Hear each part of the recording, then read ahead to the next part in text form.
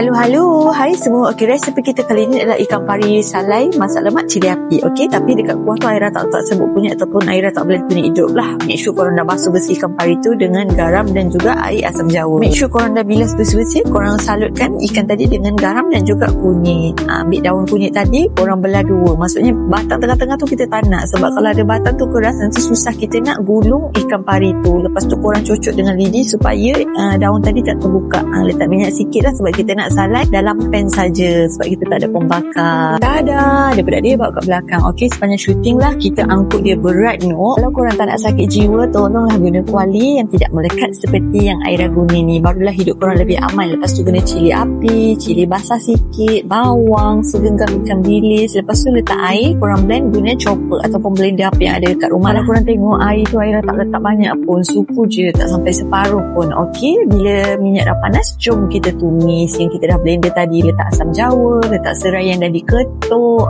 letak satu je kedekutkan. Lepas tu letaklah santan. Santan ni Aira guna santan kara, satu kotak je yang kecil. Kemudian baru masukkan ikan. Kalau boleh cabutlah lidi tu dulu. Okey, lepas tu masukkan perencah ikan bilis, masukkan secukup rasa, and then garam, tunggu dia mendidih. Lepas tu ikan tu make sure dah masak, barulah korang boleh angkat dan siap dihidang. Oh, tadi kan Aira ada cakap asam jawa, bukan asam jawa tau, tapi asam keping.